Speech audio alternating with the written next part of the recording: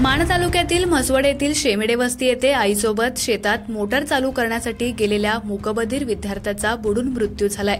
माणगंगा नदीवरील पाणीपुरवठा करणाऱ्या विहिरीजवळ शेमेडे वस्तीवरील बंधाऱ्यात ही घटना घडली।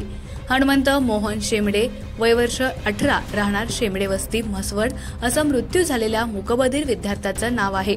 आईसमोरच मुलाचा मृत्यू झाल्यानं परिसरात हळहळ व्यक्त होते। याबाबत घटनास्थळावरून मिळालेल्या माहितीनुसार हनुमंत मोहन शेमेडे, वय वर्ष 20, हा मूकबधीर विद्यार्थी इयत्ता 10वीच्या वर्गात सातारा येथील मूकबधीर विद्यालयात शिक्षण घेत आहे।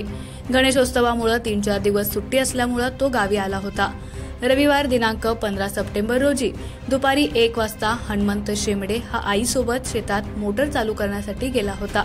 हनुमंतची आई सुद्धा मूकबधीर आहे।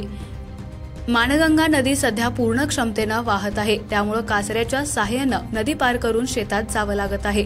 हनुमंत शेमेडे सुद्धा आईला नदीच्या काठावर उभा करून कासऱ्याच्या सहाय्यानं नदी पार करत होता। मात्र नदीच्या मध्यभागी गेल्यानंतर हनुमंत शेमेडे यांचा हातातून कासरा निसटला आणि पाण्यात वाहत गेला। मूकबधीर आईच्या समोर मुलगा वाहून गेला। त्या माऊलीला साधं ओरडता सुद्धा आलं नाही। मुलगा पाण्यात वाहत गेल्याचं त्या आईनं घरी पळत जाऊन वडील मोहन शेमेडे व इतरांना सांगितलं।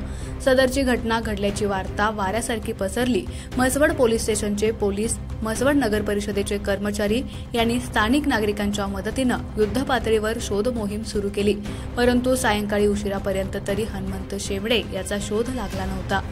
या घटनेची माहिती मिळताच आमदार जयकुमार गोरे, दहिवडी उपविभागीय अधिकारी उज्ज्वला गाडेकर, तहसीलदार विकास अहिर व म्हसवड पोलीस स्टेशनचे सहाय्यक पोलीस निरीक्षक सखाराम बिराजदार, मुख्यमंत्री माझी लाडकी बहीण योजना मानखटावचे अध्यक्ष आप्पासाहेब पुकळे, सर्कल, तलाठी, पोलीस कर्मचारी, नगर परिषदेचे कर्मचारी उपस्थित होते।